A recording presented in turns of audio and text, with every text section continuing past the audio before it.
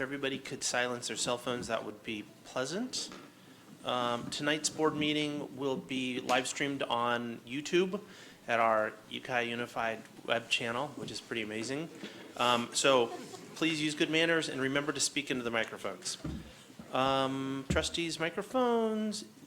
If anybody from the audience would like to speak at public comment, please grab a form from the back table and give it to Debbie or Nalis, and she will be able to hand that over to us. Public comment is taken for items not on the agenda. Each speaker is given 5 minutes. Public comment for items on the agenda is taken at the time of each item. Each speaker is given 5 minutes. And I think that's all the formalities for that part. I am wondering if we can have our outgoing student advisor lead us in the flag salute. Yes. Thank you. I pledge allegiance to the flag of the United States of America and to the republic for which it stands, one nation, under God, indivisible, with liberty and justice for all. Thank you, Spencer. Can we have the report out from closed session, please? Yes, regarding item B3, in closed session on a motion by trustee Mulgard, seconded by trustee Fernandez, carried by unanimous vote, the board took action to approve the compromise and release agreement on OAH number 201-901-0405, and that was taken by roll call vote. On item B9, certificated leave of absence request, the board voted via roll call vote 6-0 to approve a certificated leave of absence request for the 1920 school year at a 0.4 FTE. Okay, thank you very much. Is there a motion to approve the agenda? I so move. Second. All those in favor? Aye. Opposed? Did you say aye? Aye. Thank you. Abstentions? All right, thank you. All right, Spencer, you're on. Before he starts, Yeah. do we want to do the little? Oh. It's really nice, before you start, if I could interrupt and maybe you can help me out as well. Thank you so much for joining us. It's really nice to have a voice for the students here to give a little input and show us what's going on. So thank you very much for your time, and we have a little gift of appreciation. Thank you. Well, And I'll just add, President Nelson, that thank you. Spencer, we are so proud of you. You have had such an amazing impact on the Ukiah High campus, and it's just been such a true pleasure getting to know you over the years and having you serve on this board representing students. Yeah. We wish you the best. I know you're going to be wildly successful in your life, so Thank you. congratulations. Hey, I'm glad to be here. So, and thank you for the gift. In addition, this is awesome. And best wishes at UC Davis. Yeah. I'm doing. Yeah. I know Deb's very Go happy Act. about that. Yeah. Yeah. Very excited. Thank you for the gift, and it's truly an honor to be on this board and have an official name tag. So I'm very honored to do that. Okay. Yeah. I sure will. Yeah. Thank you. Oh, should I start now? Okay. If you got it in you, we'd love one more good report out of you. Yeah, before we close the school year, yeah. Okay, I know I've been kind of a little bit truant. It's been a busy senior year, so I just kind of want to apologize about that regarding my lack of ability to do that. But regardless, I just wanted to say thank you for everything. And then also, I do have a lot to talk about with kind of the spring season of everything, so I'll just hop into it. Going back to actually in February, the Interact Club had a Valentine's Day fundraiser for an international project they did in Mexico. Jazz Band had a swing dance fundraiser in order for their club to go to a a jazz festival in Reno, where schools from all over the country would congregate and just kind of celebrate the genre of jazz. It was a non-competitive event. From what I heard, it was very fun. There's a talent show put on by the sophomore class on March 1st, and mock trial. I know some of us present here know a little bit about it, but they won the county trophy and cleaned off a dry streak of 10 years without winning, so it was very, very successful.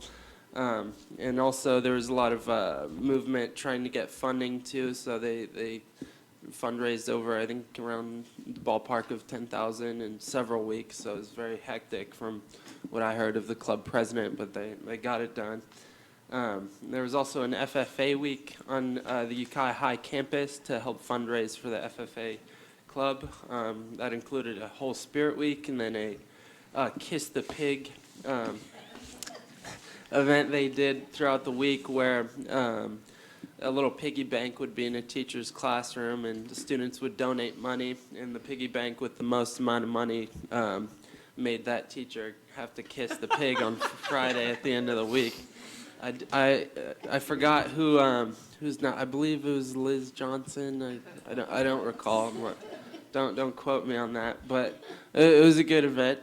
And also, we had some outstanding athletes this year as well.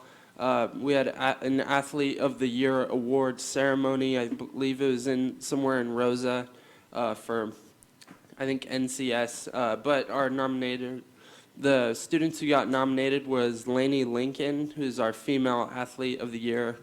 She was a well-decorated athlete and played on the basketball team and had over 1,000 career points, which is very outstanding for high school level.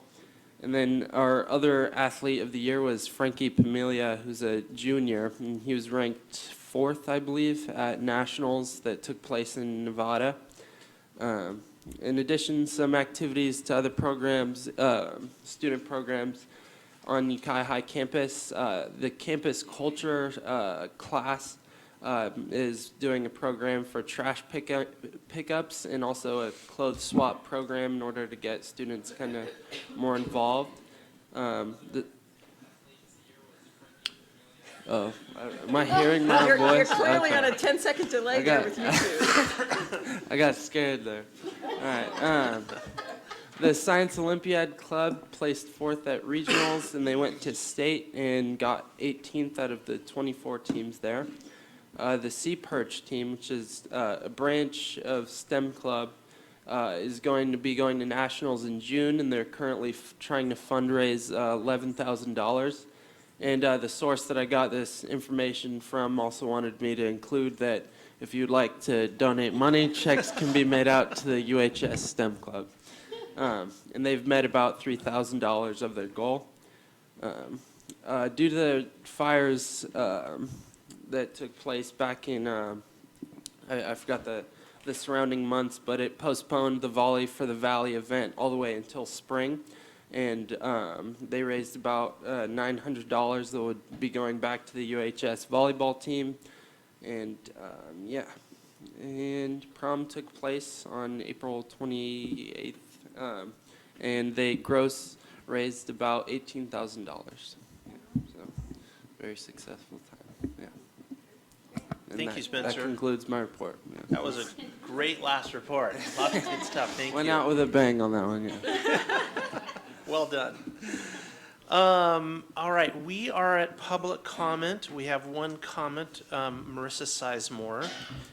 Just as a quick reminder, because I know you may have done this before, 5 minutes, and we'd love to hear from you. Thank you.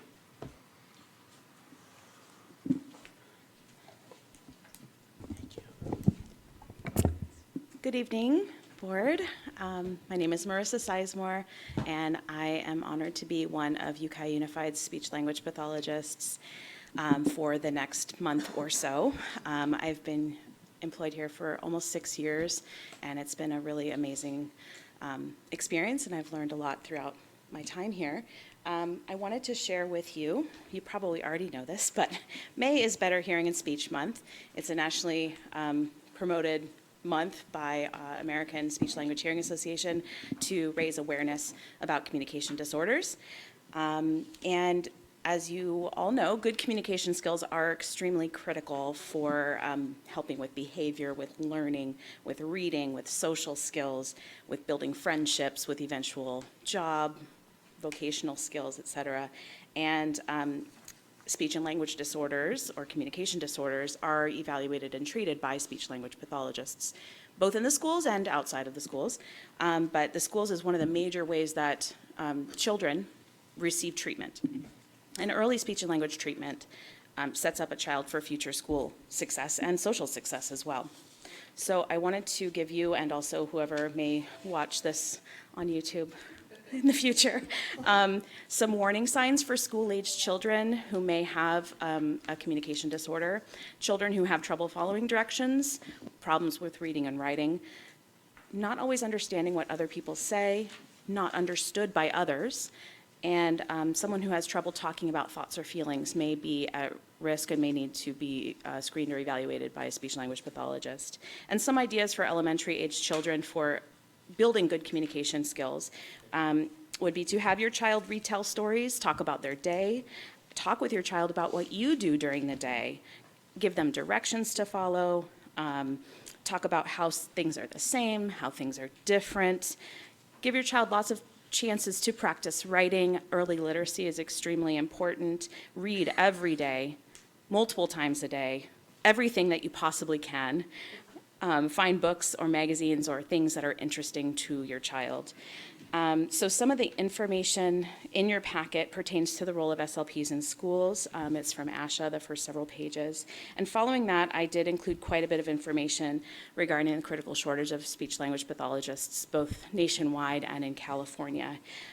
When I was hired in 2013, I was coming onto a team of 10 plus SLPs in our district.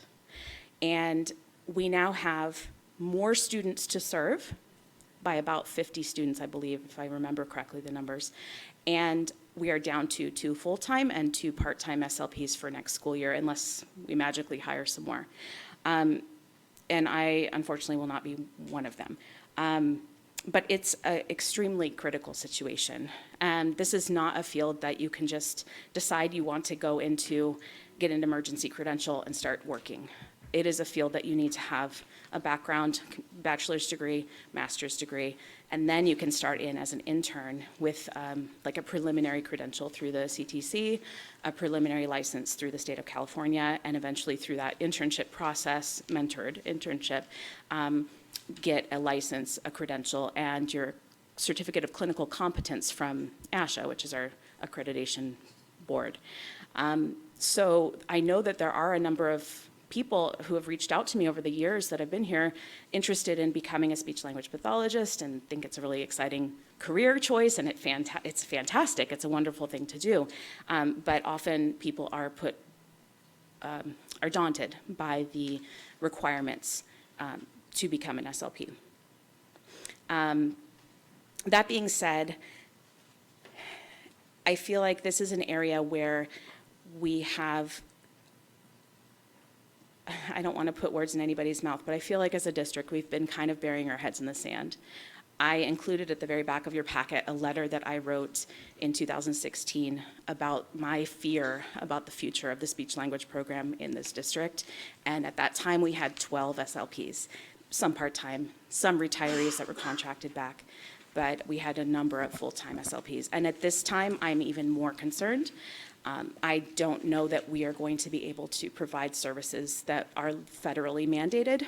I also included in your packet a news article of a district in California that was cited for not providing federally mandated services.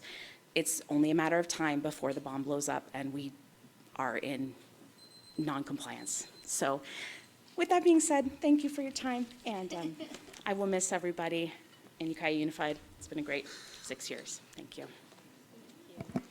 Thank you, Marissa. And somebody who went to speech therapy classes when I was in elementary school, I really appreciate what you do. Thanks. It helped. I can talk.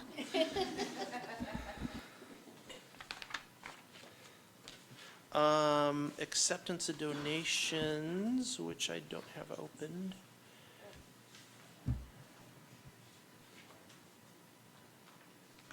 And it doesn't look like we have a list. Oh, thank you.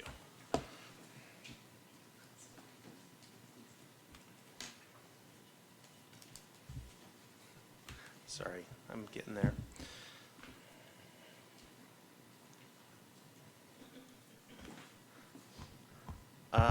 All right.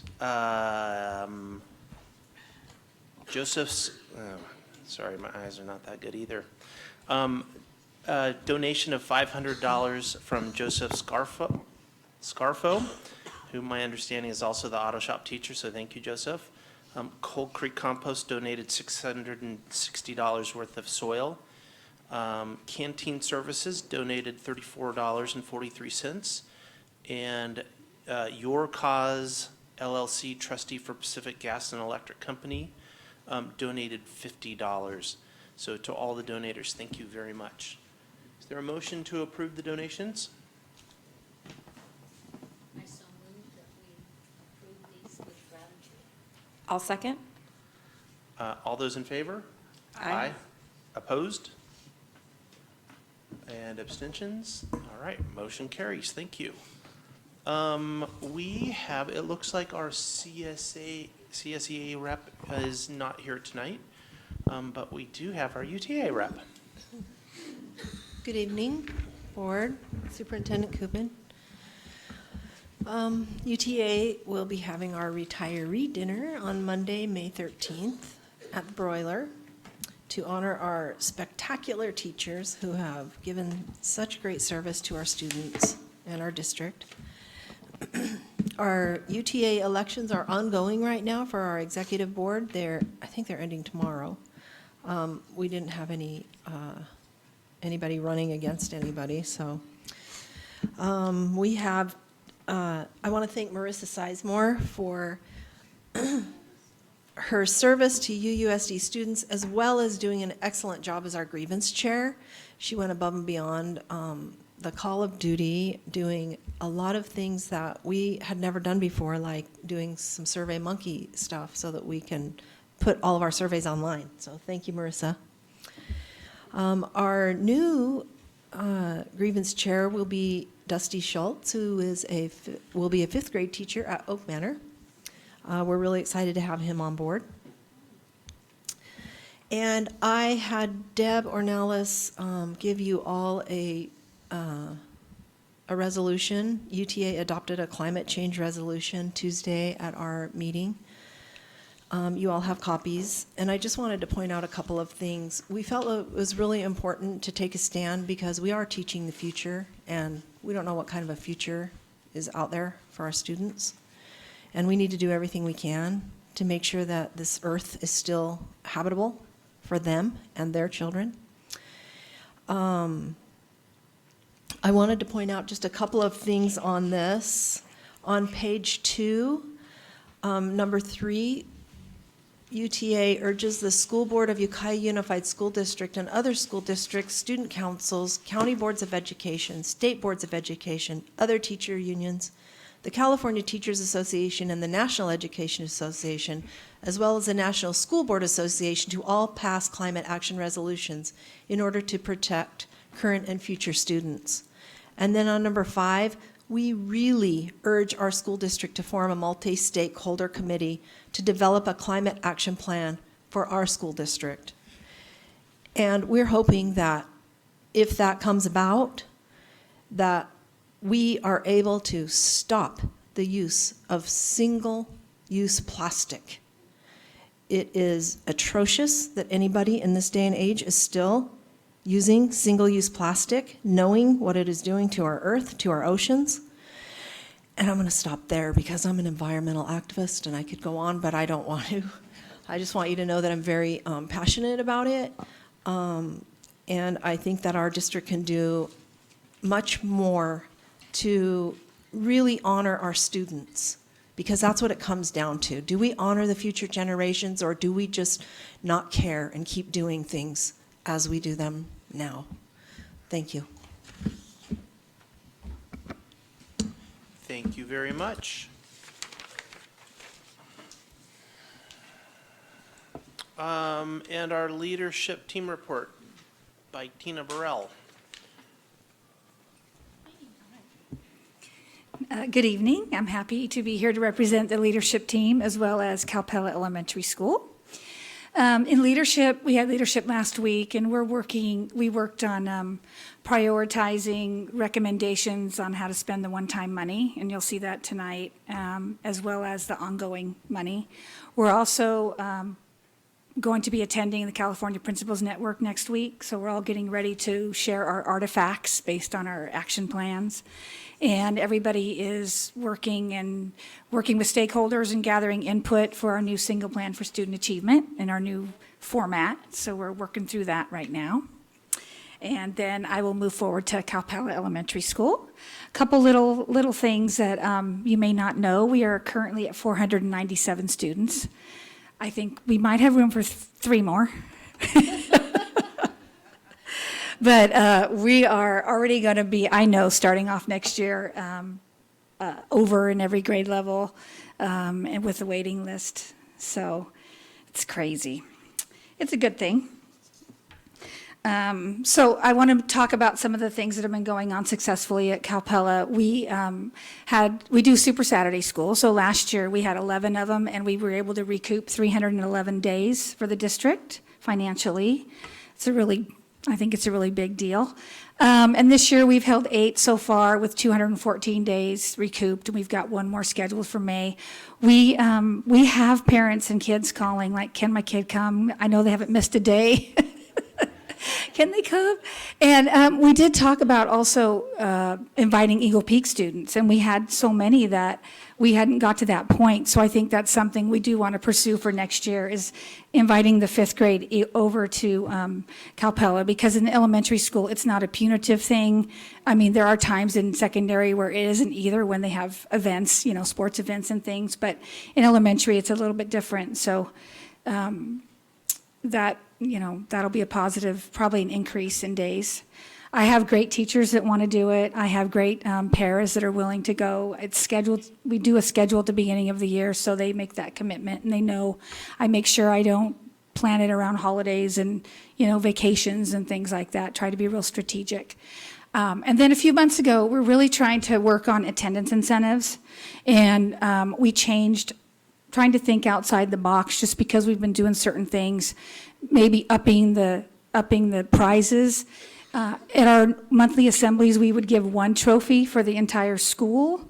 And we decided that through our PBIS team that it might be good to give more trophies. We have 3 assemblies. We have a 3-4, 3rd and 4th grade assembly. We have a 1-2, and we have a kindergarten assembly. So at each assembly, we're giving awards for the top in that grade level, on those grade levels.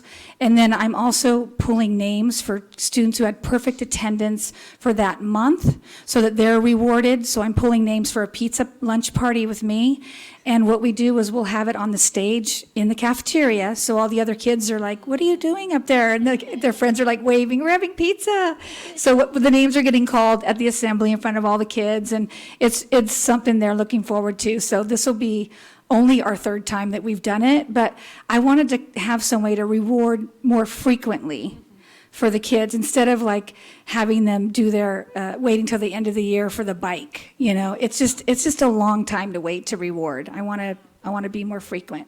That's great. Yeah, and so on state testing, I wanted to point out that our Native American subgroups outperformed all of our other subgroups in ELA and math, and I think that's something that we need to be proud about. I'm going back to the beginning of the year when we looked at our fall data, but this is my time to highlight Calpella, so I think it's really important. And on that note, we are actually piloting a program that Title VI, that is being funded through not Title VI money, but from Pinoleville. And we've got a retired teacher, Miss Philly Binder, that's helping us organize Native American. We started with a panel of adults that came in and talked to our staff about some of the things, told stories, did some storytelling, and talked about some of the traditions, so that the teachers had more education about it and could ask some Q&A afterwards.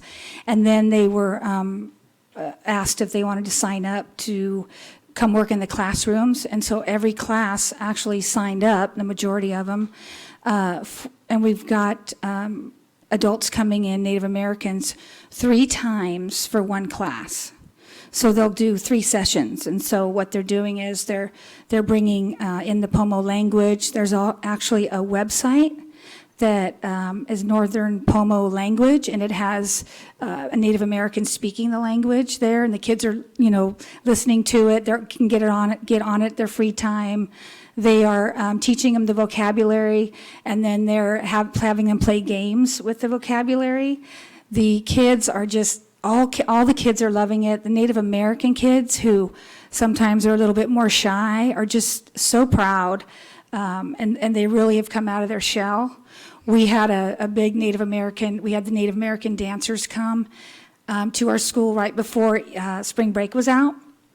And I think it's the first time in 21 years of my education that every student was from our school that was doing the dancing, and they mixed Coyote Valley and Pinoleville Native American dancers. The adults that were there are parents at our school or grandparents. We had an older brother that was at our school, and the younger brother was there. So we went out on the grass, the weather was so touch and go, and we got such a beautiful day. It was the day before Easter break. So that's something we want to celebrate. Our staff feels very strong about keeping that around, so we are putting it in our single plan for student achievement to continue that for next year. So we're going to continue that program. Yeah.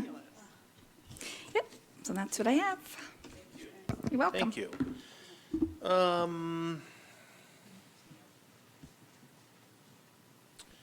Okay, we are on to item D1, follow-up actions, strategies from district learning visits, presented by Katie and Brian about Pomalita Middle School.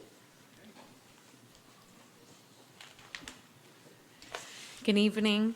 Tonight we're here to present to you about the work that Pomalita Middle School is doing, and some of the ideas that we learned from going down to Southern California and visiting other districts, and also we've learned a lot from our work with Collaborative Learning Solutions.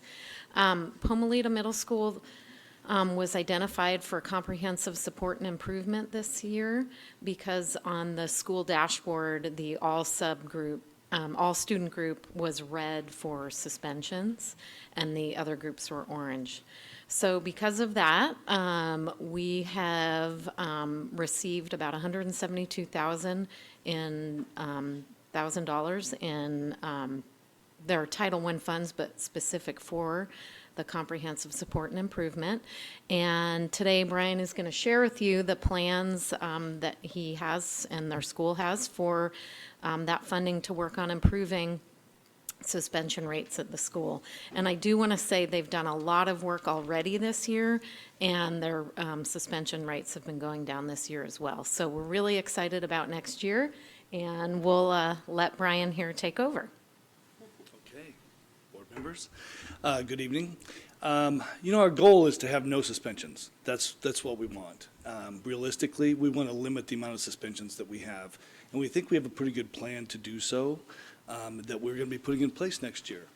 So, do I have the clicker? Yeah, look at that. So, just a couple of cartoons that got real quick. The one on the left says, suspended from school, no such luck, right? Between 2 kids, because one kid wants to be suspended from school. And then the mother of a student, you've been suspended for school for a week. Who's being punished here, you or me? And we're constantly being asked every time that we have a suspension by parents, is it possible for them to have in-school suspension? And we've really been struggling with some of these kind of things. How do we work with students and still have some sort of consequence and without having to send kids home? So just a real couple of quick slides that talks about our PASS class, which we're going to call it PASS, at least for now, which is Pomalita Alternative to Suspension. Last night I gave this presentation to the school site council at Pomalita, and they really didn't like the word PASS class, so I might have to change the name a little bit. They didn't want to just be passing on a problem. I didn't think about that, but anyway. If you look, despite the widespread use of suspensions, disciplinary exclusions, which are suspensions, are largely ineffective in reducing problem behaviors. A lot of research has been done that shows that on multiple occasions, between 35 to 42% of students continue to get suspended. So it really shows that as a deterrent, it doesn't really work. This is not Pomalita data. That was data done by a study. But they also go on to say that, in fact, suspensions may reinforce the use of problem behaviors in students who wish to escape or avoid school. And most administrators use suspensions for disciplinary measures, not because that we wish to remove the students from the opportunity to learn, but because we don't have something else for them to do. It's really one of our last resorts. We don't get into education to suspend kids. We want them in seats. So how do we go on with doing some other things? One of the reasons why out-of-school suspensions don't work are fairly obvious to many people. It gives students what amounts to a free day off. It doesn't feel like punishment for a lot of kids, especially those who have already had issues at school. Let's see, out-of-school suspensions leave kids at home unsupervised, unable to cause more able to cause more problems. And suspensions do nothing to teach appropriate alternative behavior to address the underlying issues that may be causing that bad behavior. So what we're trying to do is to develop something so kids can have some way, have alternate means of correction or alternate means of behavior. Other studies have clearly identified that a multitude of negative impacts, lower grade level, higher dropout rates and risk of depression, aggression, behavior problems in the short term, economic hardship, going on to marital conflict, and even illegal activity in the long term. Also in our local area, due to the culture of our community and changes in the current marijuana laws, drug use in teens and schools is on the rise. When students are suspended for being under the influence of drugs or having drugs, they need counseling and education, not necessarily a suspension. Right now, when we suspend a kid lots of times for any kind of marijuana use, there is no counseling. It's just you're gone. Right. So, this graph, which I showed last night on our to the school site council, I actually expanded, and it was pretty easy to look at. It's very difficult here. What it shows is that we continue to have increased problems with physical injury. We have increased problems for our suspensions with negotiating or sale of drugs, continued use of drugs. We have problems with controlled substance, and we have problems with possession or use of substance like alcohol or drugs. So really what we've shown here, and this is a year-old data, it continues to be bad at our school. When we look at current suspension rates, about 20% of our students are suspended for drugs and alcohol. About 20% are suspended for physical problems that they have, either fights or aggression. So we know that if we can address some of those things, we can cut our suspension rates immensely. So when we look at our PASS class, our PASS program elements are going to be lessons about social and emotional learning, including social skills. Let's see, we're going to have parent involvement and supervision. There's counseling element of this class, community service. There will be restorative practices involved in the class. There will be behavior contracts, problem solving, alternative scheduling for smooth transitions, and eventually we're going to have a student justice program at Pomalita. So the restorative practices element of this builds a community and helps set what the integrity of the community challenged by the harmful behaviors are. When students and teachers come together for restorative interactions, they sit in circles. Most of you guys know this already. Circle dialogue is a fundamental element of restorative practices. So we will be using this as a crucial part of our PASS class. What it would look like is, instead of suspending students, we are offering parents the choice of being suspended or coming to a 3-week program where they get to stay at school. And they get to have those elements of that PASS class. They will be taught by a teacher, and there will be a classified person in there with them also. And they will be doing restorative work and getting counseling in that classroom. So they will be at school during that time. Here's like a sample of what it would be. They would have their math class, PE class, and then they would have social emotional learning circle time. So they're going to get lessons on social emotional learning and how to change their behaviors. They might have English, and then social studies and science. So they will be at school in a classroom with a teacher and getting that kind of counseling and restorative practices element in the classroom. Question? Do you mind?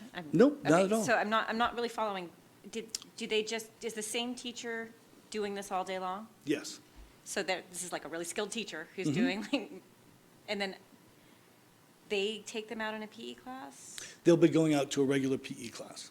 But the classroom teacher's teaching math or picking up wherever they are? Yes. And are they rotating in all the time, or is it like start a 3-week cycle and then another? Rotating in as the behavior to meet the behavior needs or the suspension needs. Okay. We don't suspect that there will be a lot of kids in this Oh. class at a time. We looked at some data to see, well, okay, when was the first suspension that we had? It was the first day of school. So we know there will be, the likelihood is there's going to be kids right away in this class. I think we had 5 suspensions the first week of school last year, or this year. So the idea is that if this is something that's really beneficial to students, and we'll be pre and post testing and seeing how it works, possibly this could be something that we would use for both middle schools. Having it maybe at one site where we fill the class a little bit more, just to get the idea that we really wanted to use restorative practices and counseling and helping students gain skills instead of just suspending. I see a lot of people with flares up. Does that mean? Go ahead, I'm sorry. Board Member Van Zandt. Just one, and then just so I'm sure that I understand this. Yeah. So is the regular math teacher going to like send them a packet of work or something? Or how is the continuity between what they were doing in their regular classroom? How's that going to work? Yeah, we want the teacher to be doing the exact same thing that they would be doing in a regular class. So there has to be a lot of communication with this teacher. Between the home teachers or the. Right, Okay. and this 3-week past class teacher. But I think so much of homework and schoolwork now is done on computers. Mm-hmm. So I think there will be an ease element in this. I think it's very doable. And as you said, there's a handful of kids at a time, hopefully. That's right. Okay, thank you. So, Brian, like Megan said, this teacher will be the one, and they'll do it all the time. Yes, And they're going to be doing 6 through 8 yes, kids all at once. So what you're hoping for is not having a bunch of kids, because then the discrepancy there from 6 through 8 will be a tough one. Mhm. And- yeah. And there are teachers that are already volunteering to do this? We have it, it's being hired right now. We Oh, do have it, specifically for- Oh, okay. it's been floated out right Yeah. now, and there are interests, yes. Oh, okay. Yeah. That's- Yeah, we think that it's very doable because it's not going to be a class with 18 to 20 kids in it. It's going to be 3 kids, 1 kid, 5 kids, 6 kids, 2 kids in those kind of periods. But, I mean, I taught a class which was a 1, 2, 3, 4 combination class when I was teaching, and it was difficult, but it was doable. It's why you became an administrator? That was my last year of teaching. No. No, it wasn't. But it's doable. I mean, it was a small class at the time, and I had a lot of support, so, but it's doable. Any other questions? Was there? My question was, how did you decide on the 3-week model? So there are lots of models out there. I really wanted the counseling element in middle school to be a bigger portion of it. There's a lot of these that are 1-week models, which is more typical, but most of these models are high school models. And I don't think they want the classes or the students out of the classes as long as I do. But I really want the counseling part because I think that's the part that is going to get us the most gain for the students for in the middle school and in the future. And will the counselor be coming in? Yes. Council will be coming in for that hour and doing the restorative circles. The student court, the student justice system is kind of a neat thing. One of our consultants is doing that at multiple high schools and hasn't done it at a middle school yet. But that's really where students, a student has a problem or a referral, and there's an actual student group that talks about what the consequences are, and they do the assigning of the consequences. So it's very interesting. We're trying to get that going somewhere in the second half of the year because we have to train the students for that. Other whole school supports that we're having to try to solve our problem of being beautiful red circles. Our advisory or morning meeting, the staff has decided that this is something that we need to do. The purpose of the advisory is to improve relationships between students and staff.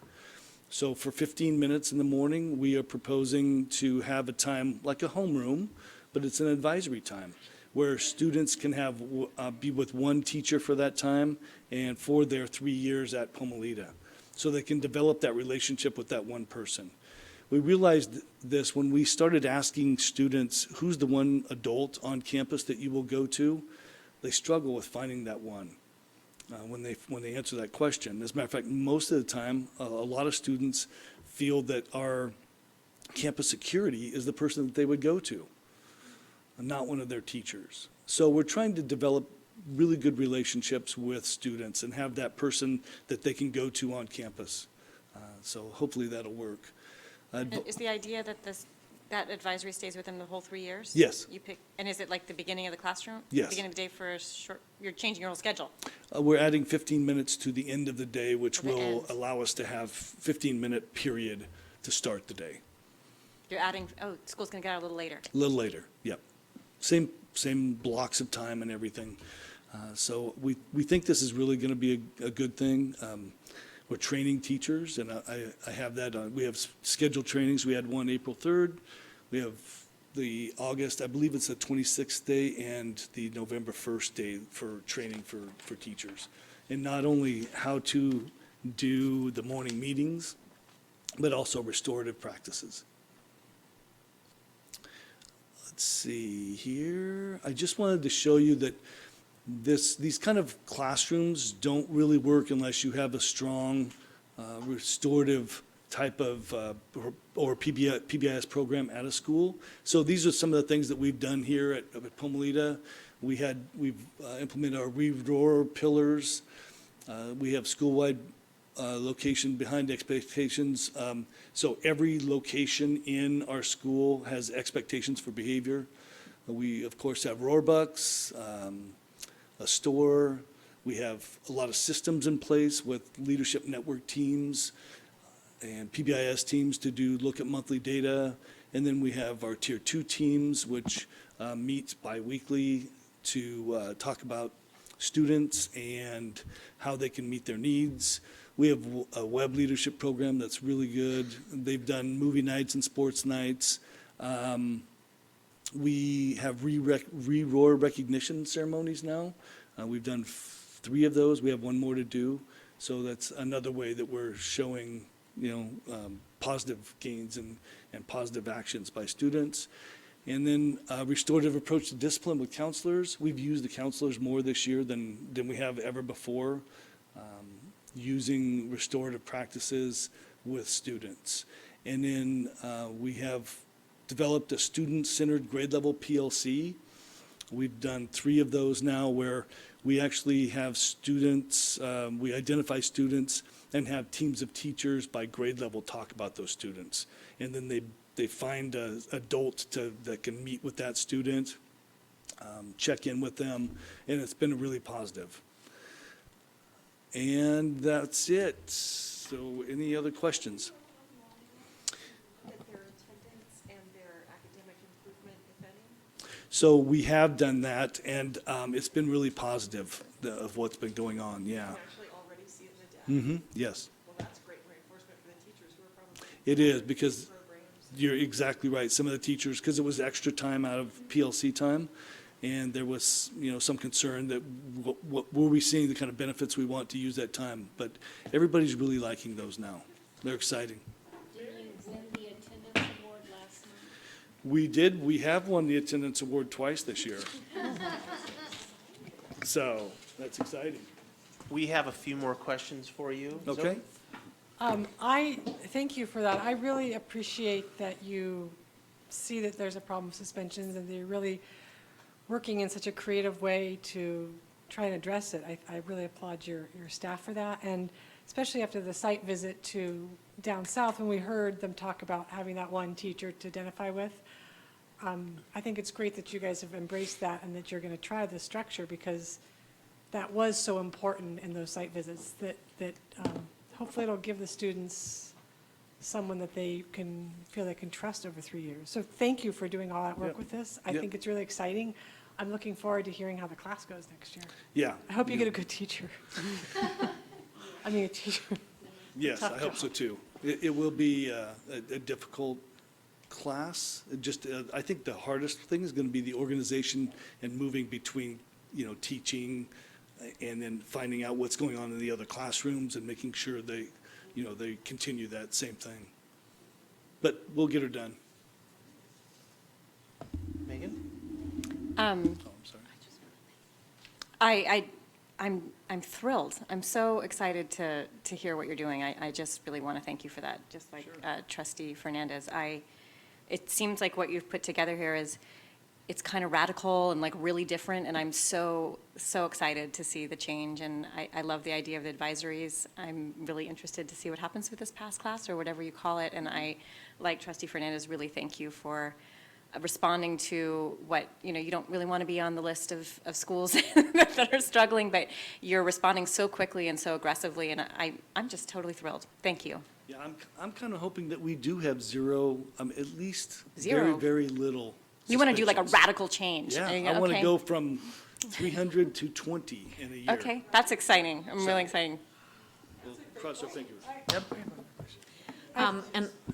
You go, Deb. I just wanted to say one more thing too, Brian. I always appreciate your leadership. I think back to when we were going to pilot Chromebooks, and we sat in a room of leaders and said, who'd like to pilot this? And you're always the first to raise your hand.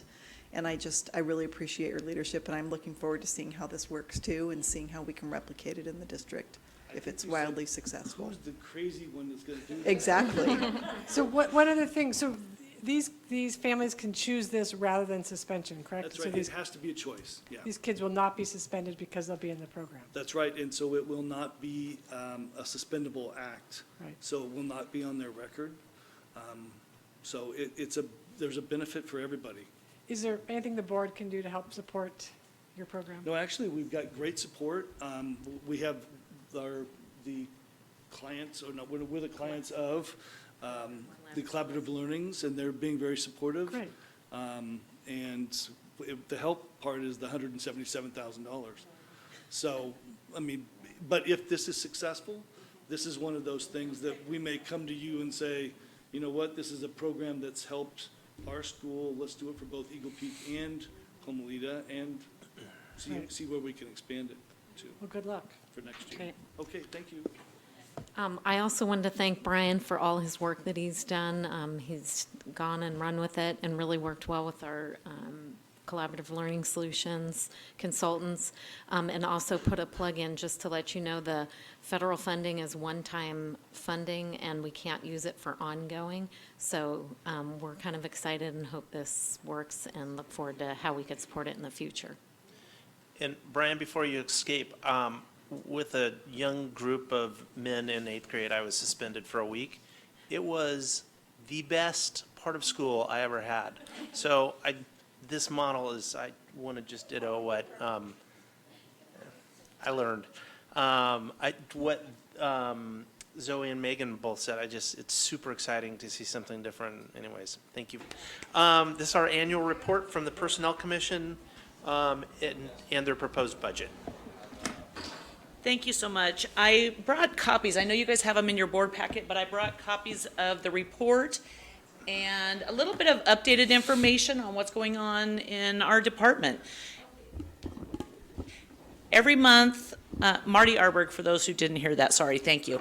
I am the director of the Personnel Commission, and we put together the annual report, which kind of gives an overview of what the Personnel Commission is about, their goals, objectives for the previous year, because this is the 2017-18 report, and just some highlights of what's going on in the district, scholarship awards, employee of the week, and then some of the activities as far as the number of people that have been hired, advanced placements, retirements. We even have our beloved Irene here on the back kind of showing her years of service and dedication to the district. And then in the other handout that I provided you are some little known facts or updates for 2018-19. We currently have 502 positions that are filled by, or 502 positions that are filled by 450 full-time and part-time classified employees. We've received 355 applications via EdJoin this year, which has increased by 89% in the last 2 months, because we had the opportunity of attending some of the open houses to recruit the parents and community members that were there. We saw several of you there. It was nice to see you, and some of the job fairs that we've been doing. We have proctored 396 exams so that people meet the minimum qualifications to be employed by the district, and we've processed 111 new classified employees that are either contracted and/or substitute so far this year. And then below that are some of the obstacles that we've come across, and then the solutions of what we've come up with. Completion of application process. We have a great amount of applicants, but getting them through that process is a bit cumbersome. And so we're just constantly trying to find new ways to speed up that process and keep people engaged and get them employed as quickly as possible. There's the eligibility with the exams, and we're reviewing exams constantly. Communication with our potential employees, our future employees, recruiting. We've had some great response from Facebook, and our director of communications has done a great job of keeping that out there every now and then. And then our employee retention, surveying staff as to, what are their likes and dislikes, and how can we help facilitate and improve the process. And then we come to the big one. The last item is our projected budget for 2019-20. This is per Ed Code 45253. We are required to prepare an annual budget, and the Personnel Commission will hold a public hearing on May 28th. We invite all of you to attend if you have any questions or input, or would just like to be there. And the Personnel Commission will consider adopting it at that time. Does anybody have any questions, or is there anything I can share? Okay. Hi, Marty. Hi. I just want to thank you for being at those open houses, you and Lori. It's really fun to watch you guys who talk to everybody, and it's just a nice entrance to each open house, and thank you. Thank you. we had a really great time, and everybody was great. What's your vacancy rate right now? If you were doing this much recruiting, you probably had a reason to be doing it. We are fairly low. It ebb and flows. So we were like almost down to none, and now all of a sudden we're jacking back up because we're getting to the end of the year and preparing for next year. So now is when we start getting, recruitment notices and a few vacancies as we get to the end of the year because people aren't returning next year, or we have this domino effect where a position becomes available, so somebody leaves that one to fill that one, and then so on and so forth. One of the issues that we have a difficult time in filling is custodian and food service.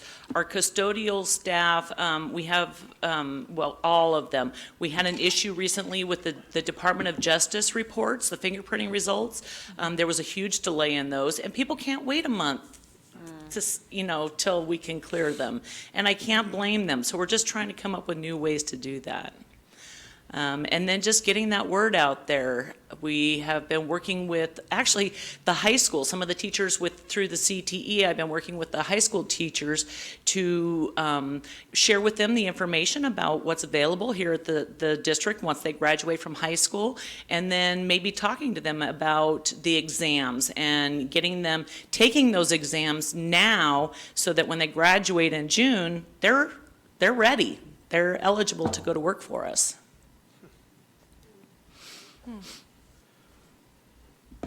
Really cool idea. Thank you. Thank you.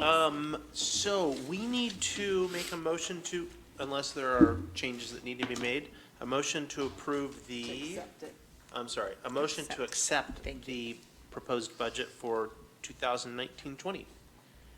I move that we accept the budget. Thank you. Thank you. All those in favor? Aye. Opposed? All right, motion carries. Thank you very much. Thank you to our personnel commissioners who are here too. Yes.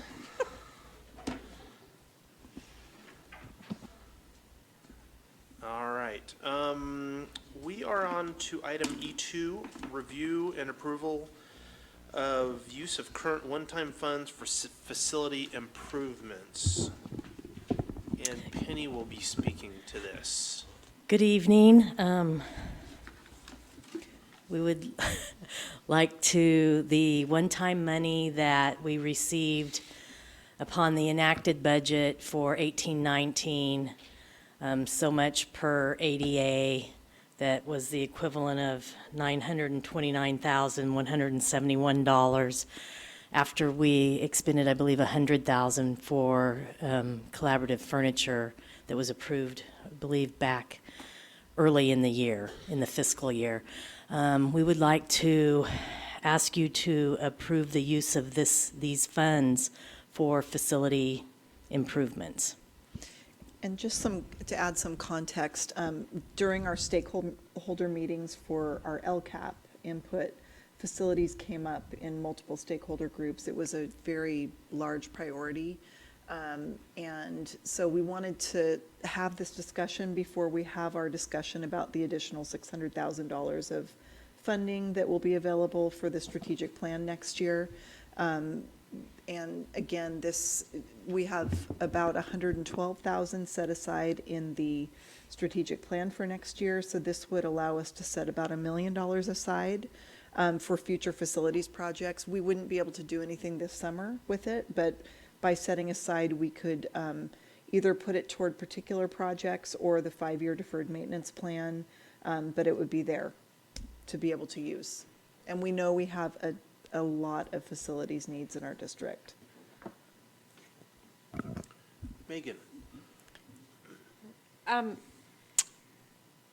So are you going to set it aside in some sort of line item that will be separate in some way?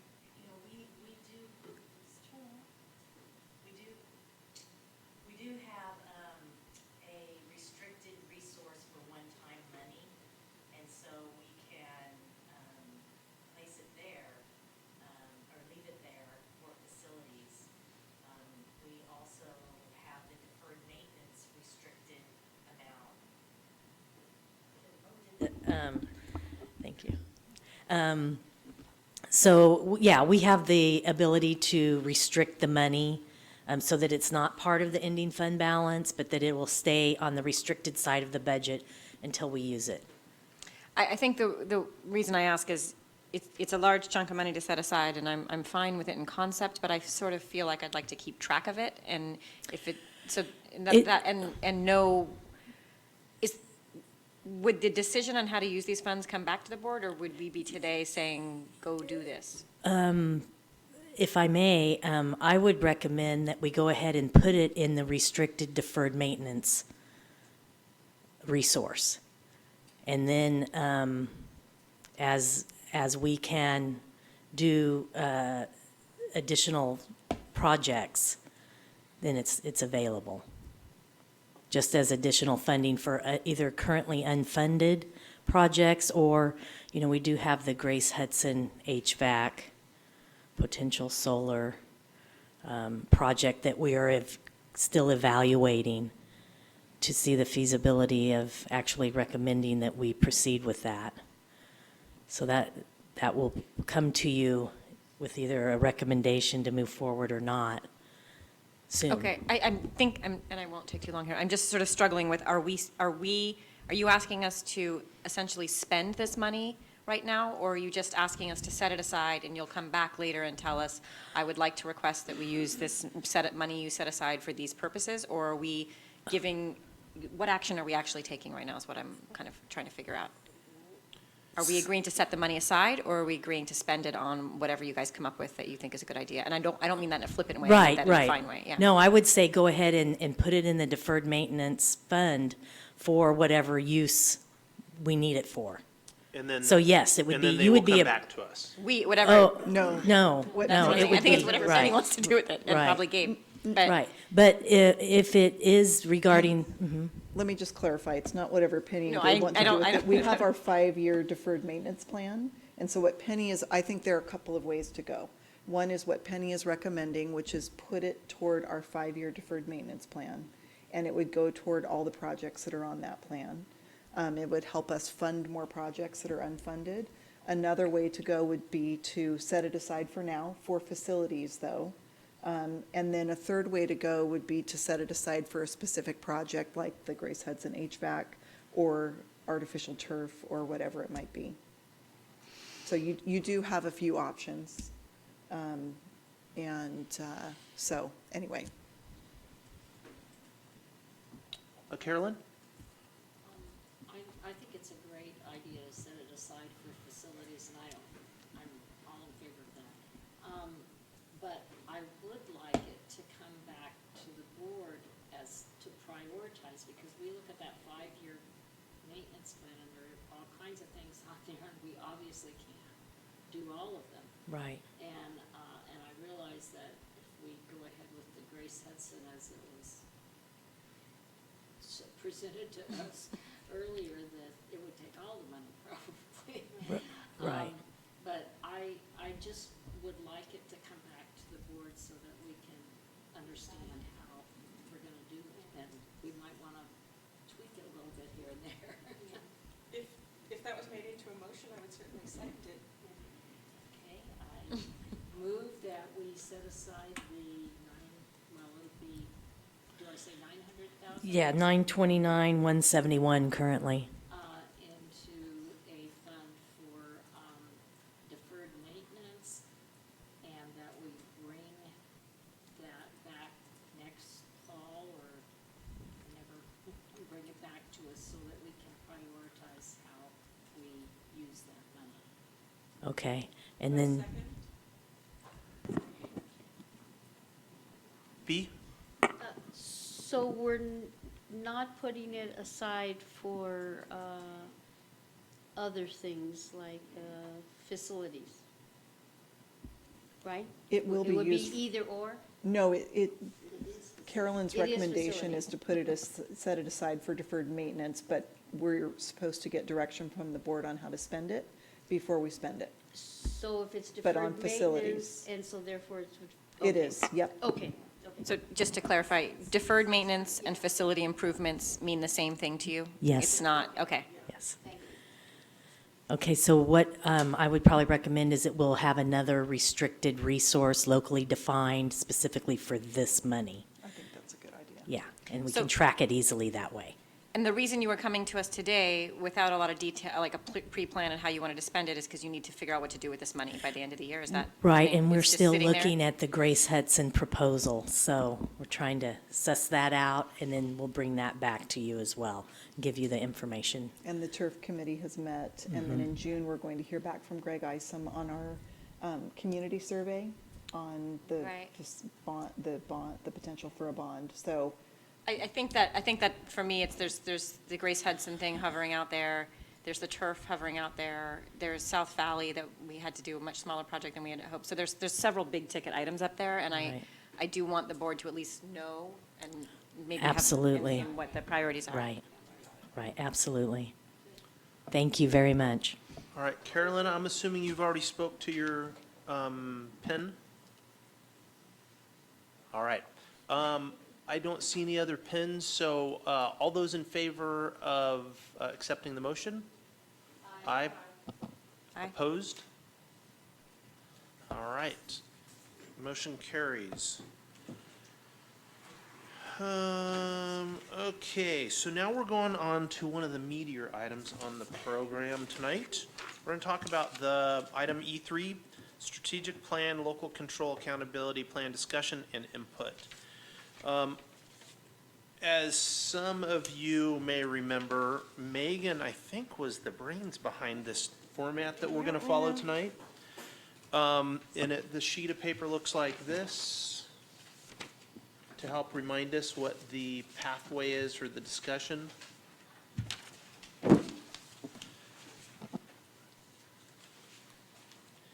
And I think if I could get some help turning on the overhead projector, that would be appropriate right now.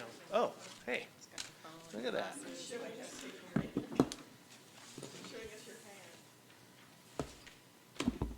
And just a little introduction here, the board gave us direction to prioritize one-time expenditures, knowing that next fall, we're going to do a deep look into our data and create a revised 3-year plan.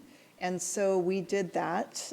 You have 2 lists in front of you. The green one is for one-time recommendations, and the blue has ongoing recommendations. And both of those lists were individually prioritized by the leadership and by DAC. You'll note also that on the blue list, although there are lots of great ideas on it, we agree, I should say, I agree, and we've had a lot of discussion with the board that we really should consider one-time expenditures for the fall to add, and we'll have that money available for ongoing ideas as we revise our plan going forward. So we did not put any asterisks by anything on the ongoing recommendations, and all of our recommendations are on one-time expenditures. I will say, though, since the board just allocated $926,000, plus we've got 121, we did put an asterisk by the facilities needs, and because we're using such a large chunk of one-time money on, from other one-time money on that, I think the other items that have asterisks by them would be a higher priority than the facilities, because we just set aside so much money for facilities. We do have other needs. And no longer receives a strong recommendation. 2A. 2A.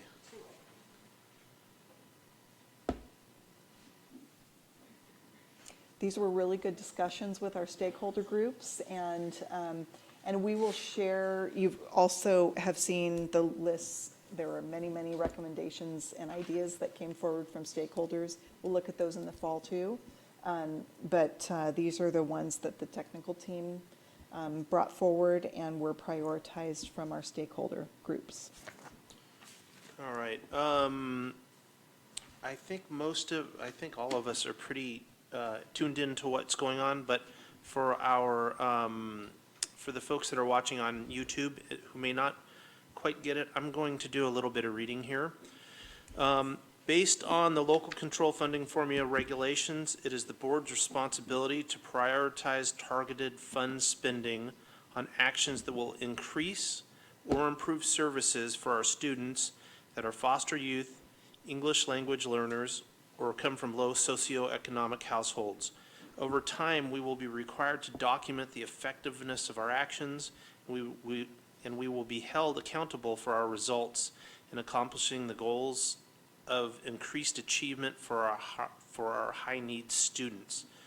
And while this talks a lot about the foster youth and English language learners, it's also our goal to improve all of the students' achievements. For tonight's meeting, our intended outcome is to approve, modify, or reject items listed in the strategic plan worksheet. And with that, we're going to move to step 1 listed on our sheet. Are there any programs, services, or concepts that are not on the strategic plan worksheet that you would like to bring up for discussion this evening? Point of clarification, President? Are we looking at both sheets right now, or you want to do these separately, one at a time? Right now, we are looking for things that are not on either list. Okay, but they could be either one-time or ongoing? Yes. They could, and I'm going to add them to the respective green or blue. And I'm not, I guess maybe because Marissa is still looking at us, but I'm wondering, we do have a serious problem, as she has noted out, and as this board has discussed as well. Is there any strategy that takes money in which we would need to get more than a 3.0 FTE when we really need more than 10 of speech and language teachers? Sometimes money doesn't help a problem, but sometimes it can, but I know this is a union issue, so. This is a negotiations topic. It's a negotiable item. You mean, just to clarify, increasing salaries or changing salaries Yes. would be a negotiated item? Yes. or giving bonuses. Or bonuses or And as the board stipends or something like knows that? that we've tried to, in the past, we have tried to negotiate signing bonuses and other things to no success.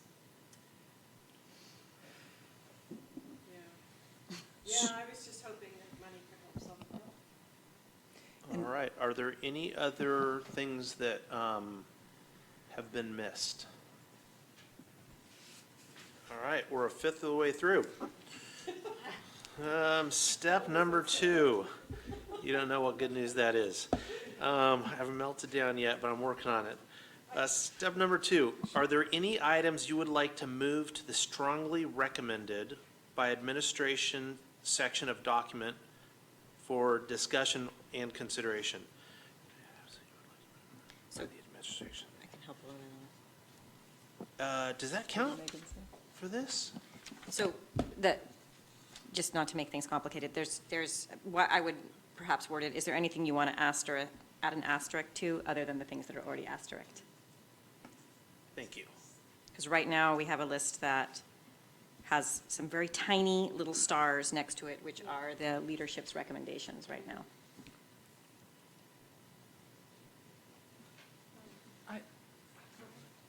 I have a comment, and I don't want to do that, but I'm wondering, for some of these asterisk items, there might be a little bit of context that would be handy to know about. For example, purchase a food truck. For those of us who were not at the DAC, we may have no idea what this means, and yet it's asterisk.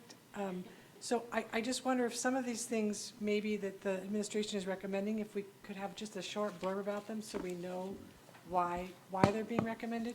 Yes. Would you like me to do that? At some point. President Nelson, would you like me to Oh, do that? yeah, you Okay. were doing so good. Go for it. Great. I think I'll briefly touch on 1A also, because there's a lot to 1A. It's not just professional development. It is, it includes, I know that this board has had a lot of discussion on how we support new teachers. So there's, part of this funding is to use our existing teachers to help support new teachers. So there would be some supplemental pay involved with that. Also with our classified employees, increased professional development for our classified employees, funding to support some of our leadership work through Steve's Wyback is included in here. South Valley has some special needs related to professional development they've requested some funds for. So it's pretty diverse, and I think we sent that list to the board in a TGIF because somebody asked it at the last board meeting. So just know that that's a pretty, it covers a wide variety of stakeholders. Purchase 5A, purchase a food truck. So as you all know, we are serving food to South Valley students out of the back of the old building. Eventually, that building will hopefully go away, and we will hopefully have a new building with a covered eating area in it. So the concept is that the food truck would pull up. We'd be able to serve students out of the food truck. We'd also be able to use it in our summer program. I know there's been a big desire to serve food out in the Calpella Redwood Valley area or the Hopland area. The food truck could help us with that. And then when the food truck is finished serving its purpose at South Valley and we have a building and a better plan in place there, the food truck would be another point of sale on the high school campus to help shorten those lines. It could pull up near the A building and serve food from there. So there's Jim says it much better than I can explain it. You'd be very excited if Jim were here because he explains it in a better way than I do, but I think I captured most of it. So that is the concept. Before you go on that one, when this list was before the DIC, the food truck was $50,000 and now it's $100,000? So I'm wondering about that. Evidently, I had the wrong number. So it's really $100,000? Yes. And we will do our best to get a used food truck, of course, and make it as inexpensive as possible, but my understanding is the earlier number that was on this list was not large enough. Yep. 6A, there's been a lot of talk, and this is something that we learned in Southern California. They really focus early with students on college exposure, college field trips. So they're taking fifth graders and middle schoolers on college visits to get them exposed to and excited about college. The other thing that we learned through this process is the high school had received a lot of funding for A through G support, and they were using this to take high school students on college visits. That funding is going away, so there's a desire to have more funding toward earlier college counseling and field trips. 9A, South Valley, because of their big picture learning, the students are out in internships and they can't afford to buy scrubs that are needed for their internships or the tools that they might need. And so there's a need for South Valley to buy some of these things for the students to borrow while they're doing their internships. And then again, some additional professional development for the staff. 11A, facilities funding for school safety. We currently have $100,000 in general fund money, but it's budgeted for furniture, safety, and vehicle replacement, and we just find it's not enough every year to cover the needs. And so in our stakeholder groups, they talked a lot about the need for specific funding for school safety. This would fund things like cameras, fencing. There's a lot of need in our district for fencing. Even in our elementary schools where they have lower fencing and we've got kids who are runners, trying to get larger, higher fences up so kids can't get through them, over them, et cetera. I'm thinking about Ukiah right now as one of those examples, and also Oak Manor, in the front of Oak Manor. So we have a lot of need so this would be specific facilities money for school safety. And then on the back, we learned in Southern California that Long Beach is administering the PSAT to students in grades 8 through 11. I know this seems like an ongoing expense. It could be eventually an ongoing expense, but right now it would be a pilot for next year to administer the PSAT to all of our students in grades 8 through 11, and then get them connected up with Khan Academy materials for PSAT prep or SAT prep. Thank you, that was very helpful. Yes. Anybody other than Long Beach using it? I didn't do enough research to know. it was an innovative idea that came out of our visit Yeah. that My- everybody was excited. My only concern about eighth grade is I wonder if it's not so intimidating that it might really discourage students who just don't have the vocabulary yet to hand out a PSAT. That was my only thought. But I agree, in ninth especially, before it matters, yeah. Long Beach used it in some cases. They had students in eighth grade who did really well on the PSAT who maybe didn't do so well in their classes. And so they really used it as a counseling piece and to try and put them into the right classes in high school, even though they weren't doing as well in their classes in eighth grade, but they may have done super well on the PSAT. So. All right, so getting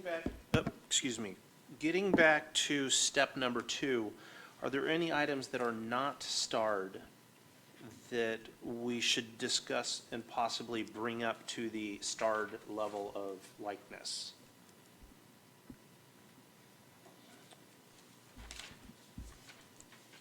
Just give me a moment. Mm-hmm.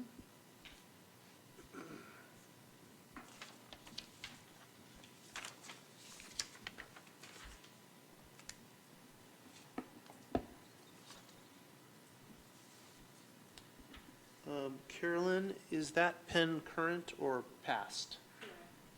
I was just thinking about the turn. I was just thinking about. Go ahead and press the button too. It's not on? Thank Oh, you.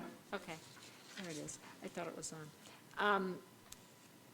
Because I'm on that committee, so that's 4A. And I'm assuming the reason it's not starred is because we're hoping to fund that in some other way. Yes, absolutely. But I just want to be sure that we keep that in the forefront. I agree 100%.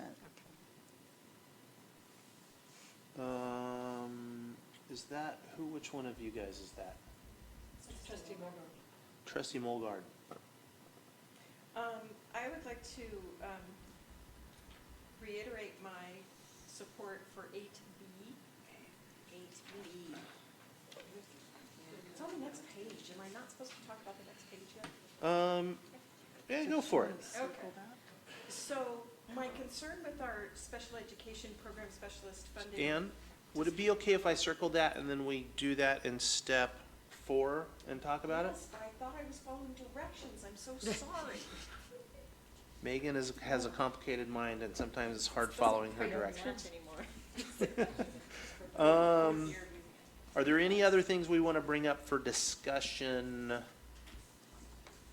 in step 4? Okay. So are there any things, I have a question. How much money are we trying to spend?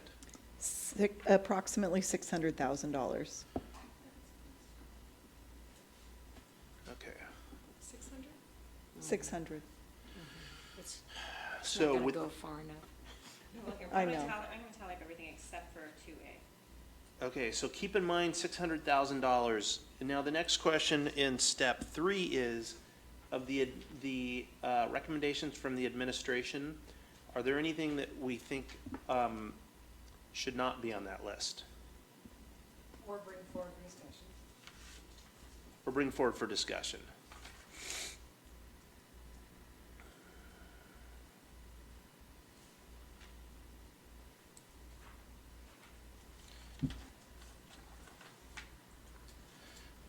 I'm going to circle 9A.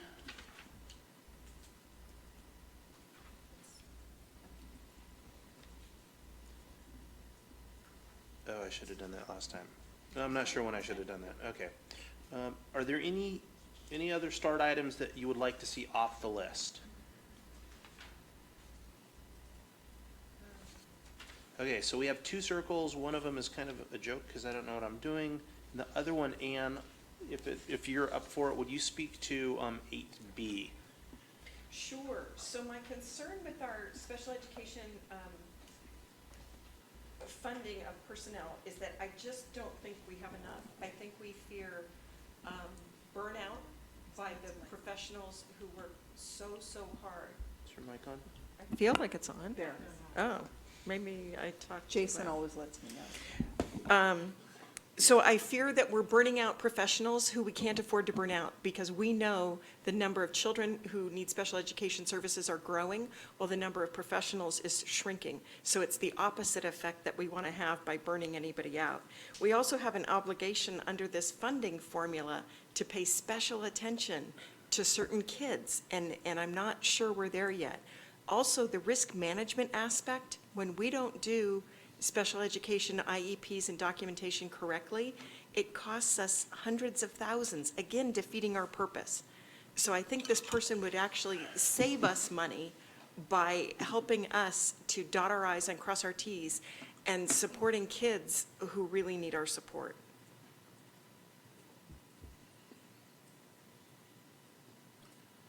So I think at this point, and help coach me along, you guys, but I think at this point, are you moved by Ann's argument of adding an ongoing expense to our $600,000 potential pot?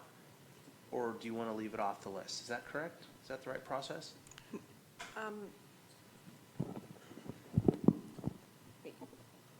My final point being that the leadership score is 16. Yeah, can I continue the discussion? Yeah, Go back for to the sure. question? Yeah, sorry. I think, I agree with Trustee Mogard about this position. I'm wondering, Superintendent Cuban, if there are other potential funding sources that could support it, or if that's something in the works, or you're Penny's sort of laughing. It would be the general fund. It would be the general fund. Yeah. Now, in the governor's proposal, the revised just came out, so we haven't. Today. It came out today. So But there's- we will likely qualify for that special education money that, that is being proposed, and it's actually for new services. Oh, would this fit So this could fit a new service like that. And I think the nice thing would be to go ahead and put it in, because that would allow us to recruit right now, Yes. while we've still got some people out there who are worthy of working at Ukiah Unified. Is that something you would need the board to take action on today, though, or I may revise this like, it's May? It's May, right? So, If we're going to get the position hired, we would want to get it out soon. We'd need to create a job description. Beth probably has some thoughts back there too. I don't know if you want to address any thoughts, Beth, but we would need to create a job description. We know we're going to have a special meeting at the end of May that the board could approve the job description on. But Ann, you're right, if we're going to do something like this, we would absolutely want to get it posted. The current job position that answers to Beth would not be appropriate? yeah, I didn't, is it a new thing? I thought it was something like adding. Coordinator position. We do have a coordinator position. I would want to talk more about is that the same type of position that would be needed in the special ed department, or would it be something different? Beth, could you? Trying to be fiscally minded with this as well, is that this is one-time money, and this would be an ongoing position. I know that SELPA Policy Council has approved for an additional program specialist for next year, and that with the emphasis that that person would be, a person would be dedicated to Ukiah Unified. So that in addition would be helping already with support for Ukiah Unified. The program specialist position, though, most likely would need to be changed from the current coordinator position. That's a position that is specified for moderate to severe needs to support. So Beth, you think that the MCOE program specialist could do some of the things that Ann is describing on making sure that our paperwork is in compliance, our IEPs are on time? I would believe that they could. I know that they do that in other districts, smaller districts right now, to support them. Is that 100% I can't speak for SELPA, sure? but they've all been hired for SELPA already, yes. And it's for sure that we're going to be The allocated language one? that they've used is that there will be someone dedicated. I do know that with the caveat of the TIERS programs, which are the programs for social emotional needs that is going to MCOE and 2021. There will be a separate program specialist just for that, so that they make a streamline to support consistently with those students. But otherwise, it should be a dedicated person. We have not received the name of that person yet.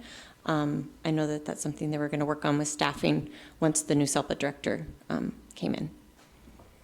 And just to, I mean, I'll just add, they won't be working full-time for Ukiah Unified.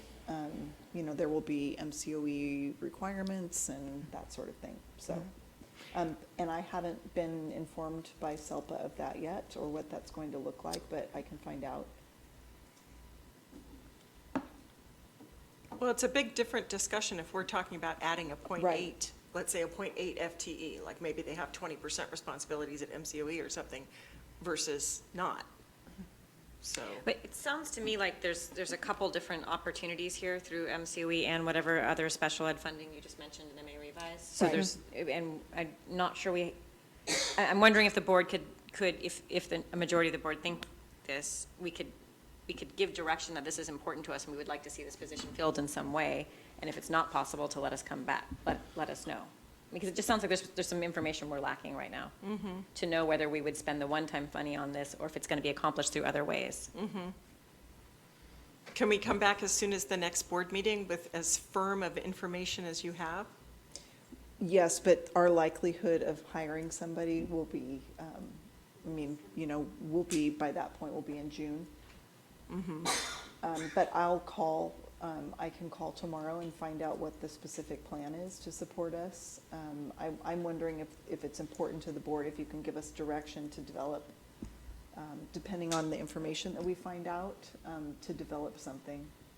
And it wouldn't be. It's separate from this money discussion. Is that what you're saying? Yes, yes, because we may be able to, if we're not going to get what we need through the program specialist from MCOE, and we're getting this new funding to provide new supports for students, we could fund something that way that is exactly what we need. So, and we could develop it soon. And then, But yeah, with- without waiting for further direction for us, if Yes. there is board consensus, to go ahead and draft that and Yep. bring it back. Yes.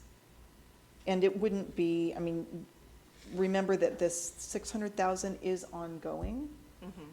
It's not one time, it is ongoing money. But the desire of the board was to be able to use it on one-time expenses for next year, knowing that, but this particular position, we would fund ongoing. So, Right. yep. Carolyn? Well, will we know soon about the special ed funding for next year? It's in the May revise. So the May revise came out today, and we are eligible for that funding. It's based on our percentage of special ed, if it's higher than the state average, coupled with our high number of students who are unduplicated pupil count So we're getting a special allocation for special ed, is that what I'm understanding? directly, not through SELPA.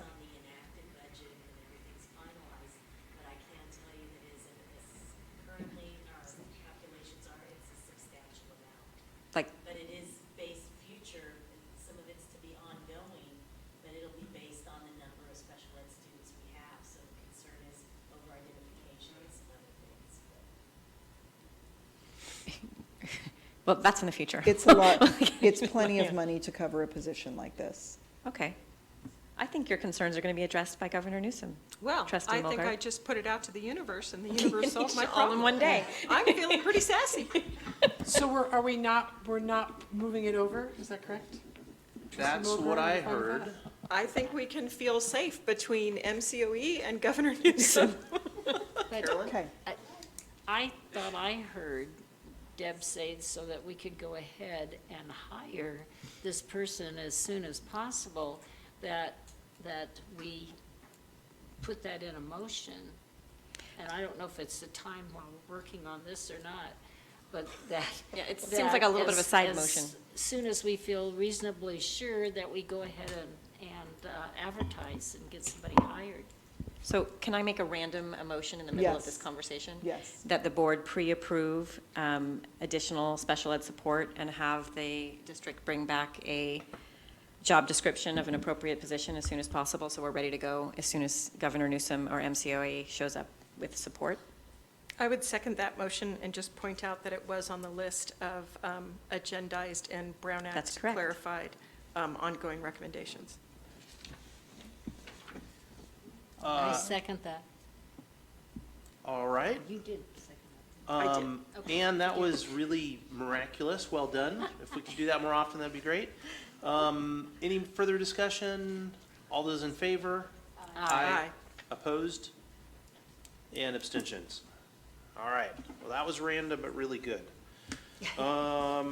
So the second item that we circled, I know we only have $600,000. I just probably circled this incorrectly, but I really hope that we can support the item 9A, provide additional funds to South Valley for materials, equipment, supplies, and professional development for the programs they have going on there.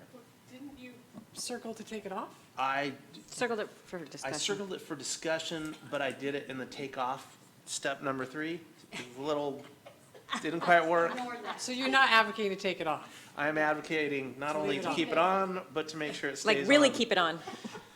It was So- random. Can I, just as a tally, if we funded all of the items with a star, with the exception of 2A, which we just set aside for the moment, we were at 576. I might be wrong. Yeah. Are you sure? No, I'm not sure. But we're not over. If we 400, 596. 450. So we got $4,000 to work with? I have a way to spend $4,000. You have a way to spend $4,000? Well, I have a question. I have a question about purchase of the food truck. Having worked from the first 5 and the social services side in coordination with Ukiah Unified's and all the school districts, summer food programs, and how we really could be doing so much more than we're doing. And we know that kids gain weight over the summer because they're eating low-quality, high-calorie food. So I'm wondering, though, a truck doesn't drive itself. Do we have funds and people available to drive the truck? In the summer, seamless summer food program, we do have staff that is paid for out of that, yes. Okay. Okay, all right. Because then it's one of those things where you don't want to buy something if you can't use it. Right. But I'm excited to buy it if we can use it. Given that we, sorry, I'm going to jump back to, given that we possibly have $4,000 to work with. I'm wondering if we could dedicate it to needs that Mr. Sherman might have to make a more environmentally responsible campus, Definitely. in the spirit of climate action and some of the other things we talked about in the past. It's just a drop in the bucket, but perhaps there's some one-time purchases that would help promote recycling or promote whatever we need to promote. Or could it pay for a grant writer to write a grant? Right, to get to our goal of 20 by 20, 20% reduction in waste by 2020. For 24,000. Could I also suggest that the 4,000 be combined with any other grant funding we have to hire a grant writer to change that 4,000 into maybe 30,000? Because there's probably grants out Well, there. now you're spending all my 4,000 on the grant writer. I am, because that grant writer's going to produce 30,000. Maybe. So I'm not going to accept it. to throw this out there. We're going back to step 1, so we're going to have to start this all over again. No. Are there any programs that you would like to add that are not on the list, Megan? I'm sorry. No, well, but this was following the process, because if we made a motion to do I'm all, totally but if we did all teasing. this asterisks, we'd still have $4,000 left. And I don't believe that truck's going to be $100,000. Let's pull 10 from the truck, plus 4, He's going to 14 get a for really my grant fancy writer. truck. They're fancy trucks. It doesn't have to cook. So- yeah. With the assumption that these numbers are spot on, we have $4,000. I saw lots of nodding heads and smiles about the spending money on really expensive knives and forks that don't come in plastic sleeves, which I like the idea, but financially I'm kind of opposed to. But would the rest of the board like to add it to our list to approve for this evening? Can I get a show of hands of if we should add it to the list? Sure. $4,000 towards, Maybe it's a pilot program. Towards reducing waste and increasing climate responsibility. okay.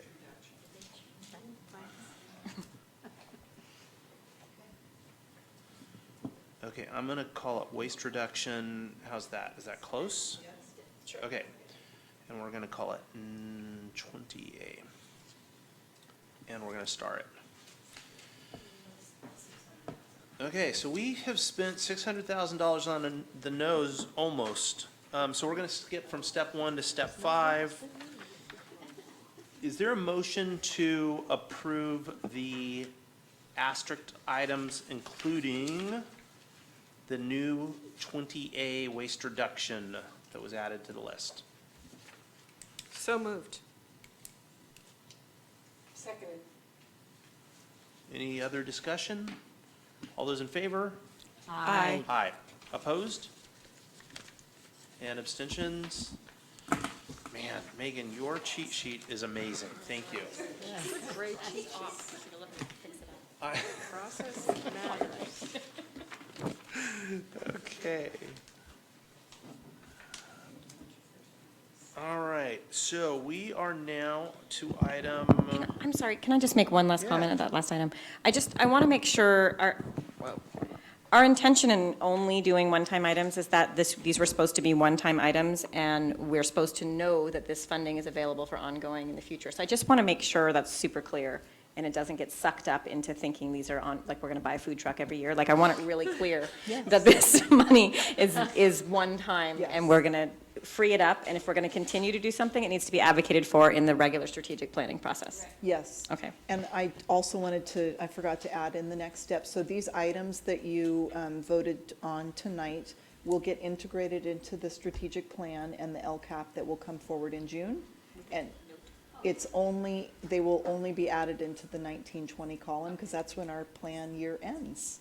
So we will add them in for the June 18th meeting, I think. And they'll also go into the LCAP. all right, thank you for those additions. All right, we are doing a whole bunch of first readings, starting at E4 through E17. Is there anything that has jumped out to anybody that we need to discuss this tonight during the first reading? Okay, so read. Item F, it's into the F's, Parent and Community Partnership. Is there a superintendent's report? Just a couple of things. I just want to appreciate all of the many stakeholders who gave us input into this process, and the prioritization process at leadership and DAC. I think many of those members have been on those committees for a while, and so they're used to the process, and it worked really well. So I feel like tonight's process went really well too, and I want to thank Trustee Van Sant for, I think several years ago, she designed this process, this board process, and I think it helps the conversation go smoothly. So thank you for your good work, and you might want to make some tweaks, and that's fine. And we will be designing our new plan process very soon for implementation in the fall. So exciting new stuff. And all I can say is it's a celebratory season in Ukiah Unified. Graduations, promotions, end of the year concert performances, and last night was our reclassification ceremony, and we were able to reclassify. I'm not sure how many English learners last night. Anybody have a count? So anyway, that's very exciting. It's I couldn't go last night, but it's one of my favorite events in the district. And I think we have a lot to celebrate in our district, a lot to be proud of. And just since Marissa is here, I want to thank you so much for all of your good work in our district. And I know we'll still be seeing you. And I thank you for your leadership and your advocacy for teachers and everything that you do. So I think that's it for tonight. Are there any board member reports? I have a quickie. Today I met with the superintendent for our weekly meeting. And one thing that came up in the discussion is that our administrative team has been with us for quite some time. It's been really stable. And I know that it's something that we've talked about before on how important that is. So I want to thank you, Deb, for being a great leader. And those of you who are here tonight and those of you I know are watching us, it just, the stability and that constant, not constant is the right word, how the pathway that we're heading down stays, oh boy. Secure, Secure, focused. Anyways, it's been really nice. We had tons of transition not so long ago, and it's really noticeable how successful we are being in a lot of the different programs we do. So it was nice to hear that, and it's really evident. So thank you. Same thing for the board, too. Having a stable board really helps. That's only a little wacky, but thank you. All right, so let's go on to one of the not-so-fun items, action items, G1, student expulsions. Is there a motion to suspend the expulsion of student AA 0509 2019 for the spring semester of 2019 and for the fall semester of 2019-20 school year? I so move. Second it. All those in favor? Aye. Aye. All those opposed? And abstentions? All right, the motion passes. Is there a motion to expel student BB 0509 2019 for 1 year, calendar year? I so move. Second it. All those in favor? Aye. Opposed? And abstentions? All right. Thank you for that.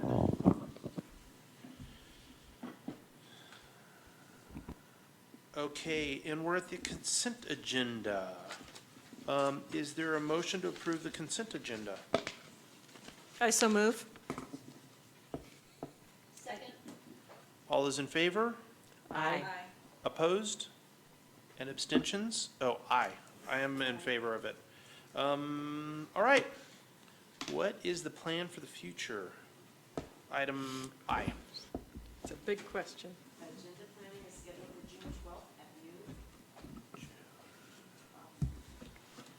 I haven't done it in a while, and I probably can do it.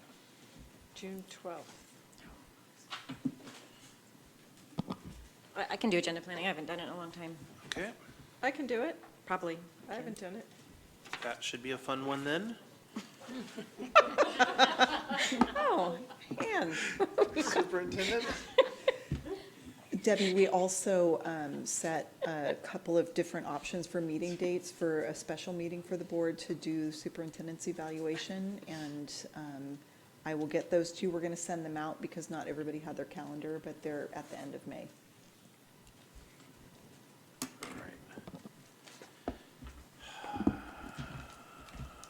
And do we have anything else we need to put on the calendar? Well, just a reminder that on June 19th, there's perhaps awards ceremony that several of you have indicated that you plan to attend. What time is it? Well, it begins at 4. I don't know what time. And is the event a dinner? It's in Napa. There's dinner. There's dinner and then the Yes. award ceremony. Yes. So it's an all-night thing. Right on. Maybe. Napa? Right on. Napa. And just for those watching, Trustee Barrett and Superintendent Cuban are being honored. And I don't think I replied, but it's on my calendar on 3 separate calendars, so I will be going apparently. I can, That'll be great to honor you guys. I can take 4. I think we need a district van. Nicole can drive it. All right. Okay. And to clarify, our June 20th meeting, I heard a rumor that that might be happening at noon, but is that after, actually, at noon or at 5? It's at noon. We voted to change it to noon because we originally thought the awards were that That's day right. at 4 o'clock, but That's then right. we moved them. So we're hanging out on Tuesday night, Wednesday night, and Thursday lunch? Good. Yes. It'll be a bonding. It'll be a bonding night, yes. Okay, and something we haven't done, does anybody have any burning thing that we need to add to the agenda? Gosh, this is a wonderful meeting. Let's get out of here. This meeting's adjourned. I'm totally impressed.